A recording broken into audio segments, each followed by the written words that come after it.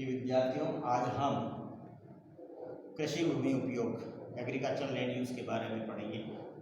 भूमि महत्वपूर्ण संसाधन है। कृषि के इस संसाधन का महत्व सर्वविदित है। किसी भी क्षेत्र या प्रदेश की कृषि के बारे में अध्ययन का महत्वपूर्ण पक्ष उपलब्ध भूमि की कृषि कार्यों में कितनी मात्रा में व किस प्रकार उपयोग हो रहा है। भारत कृषि प्रधान देश होने से भूमि का सर्वाधिक उपयोग फसलों के अंतर्गत रहता है। कृषि पद्धति के अनुसार सिंचित व बारानी कृषि की जाती है। कृषि भूमि उपयोग का अध्ययन इस रूप में भी महत्वपूर्ण है कि जनसंख्या के अनुपात में पड़त भूमि, जोत भूमि व सिंचित भूमि तथा दुपज क्षेत्र की मात्रा कितनी है। इस अध्ययन में जो भूमि विभिन्न प्रकार के कृषि भूमि उपयोग के अंतर्गत काम में ली जा रही है, उसका वितरण व गुणात्मक पक्ष का अध्ययन भी महत्वपूर्ण हो जाता है। जनसंख्या के दबाव में तथा कृषि कार्य में नवीन तकनीक अर्थात सिंचाई सुविधाओं के विस्तार,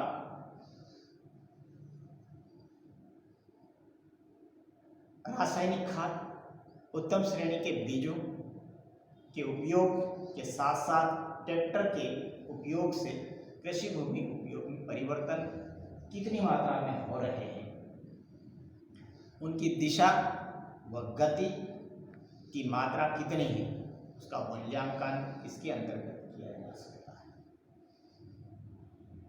भूमि उपयोग का स्वरूप प्रदेश के आर्थिक तथा सांस्कृतिक जीवन को निर्धारित एवं प्रभावित करता है।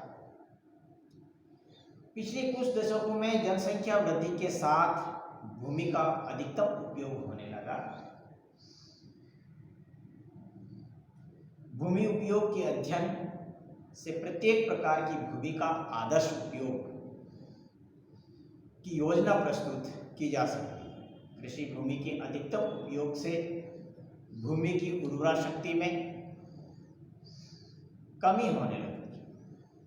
कृषि नियोजन में भूमि उपयोग प्रतिरूप अपना महत्व रखता है। प्राचीन समय से ही किसान ने अपने अनुभवों के आधार पर भूमि के गुणात्मक पहलू को ध्यान में रखते हुए फसलों का चयन तथा अधिकतम उत्पादन प्राप्त करने की कृषि पद्धति को विकसित किया है। इस प्रकार किसी भी क्षेत्र का वर्तमान फसल स्वरूप के भूमि की उत्पादकता की ओर इंगित करता है, क्योंकि किसान उसी फसल को अपने खेत में प्रथम स्थान देगा जो भूमि उस भौगोलिक वातावरण के लिए सर्वश्रेष्ठ है।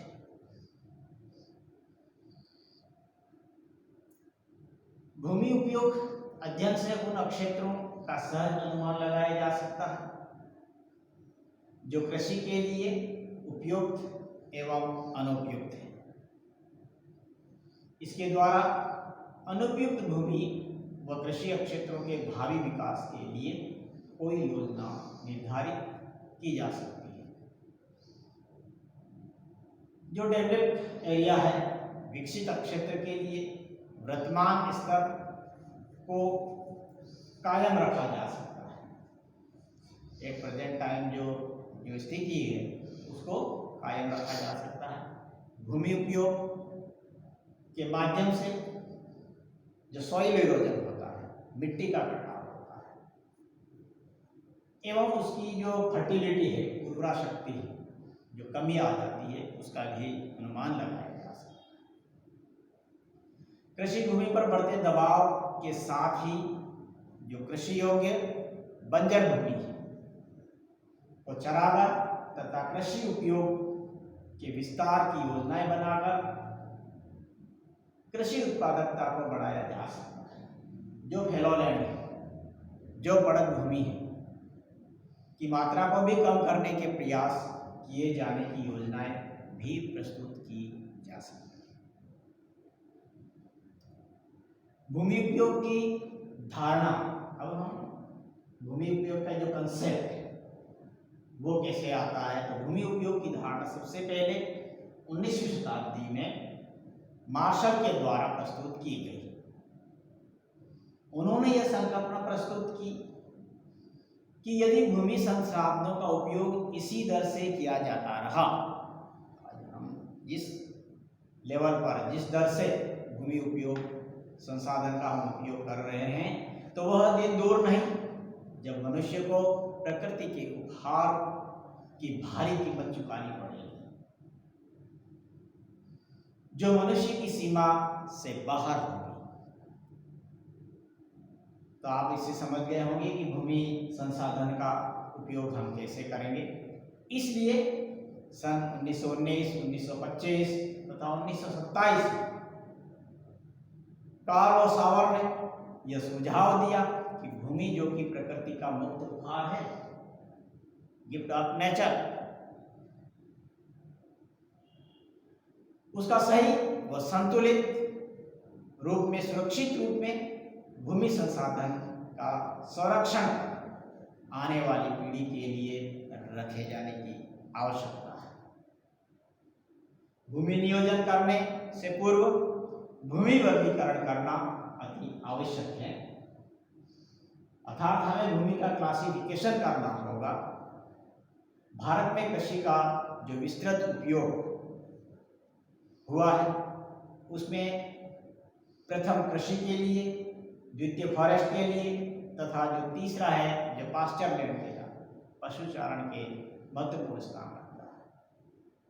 ये जो 3 प्रकार का क्लासिफिकेशन है, जो वर्गीकरण है, सामान्य दृष्टि से सभी क्षेत्रों में लक्षित होते हैं, परंतु कुछ ऐसे क्षेत्र हैं जहाँ या तो प्राकृतिक तत्वों जैसे भूरचना, मिट्टी, धरातल की अधिकता एवं न्यूनता, वर्षा की अधिकता एवं न्यूनता, पवनों की तीव्रता या न्यूनता के द्वारा भूमि उपयोग प्रभावित होता है, लैंड यूज इफेक्टिव होता है। राजस्थान का अधिकांश भाग जो हमारे जो पश्चिम में है स्थित है, वहाँ रेगिस्तानी बलुआ मिट्टी तथा न्यून वर्षा एवं अत्यधिक तापक्रम के कारण भूमि का अधिकांश भाग बंजर भूमि के रूप में हुआ है। इसके अतिरिक्त जहाँ वर्षा एवं धरातल उपयुक्त है, वह कृषि पशुचारण महत्वपूर्ण स्थान रखता है। इस प्रकार प्रिय विद्यार्थियों, आज हमने कृषि भूमि उपयोग, एग्रीकल्चरल लैंड यूज के बारे में जाना और आपको मैंने बताने का प्रयास किया। तो हमें किस प्रकार से जो प्रकृति का निःशुल्क उपहार है, हमें सावधानी रखते हुए हमारी योजनाएं बनाकर इसका अधिकतम लाभ लेना होगा। Okay, thank you.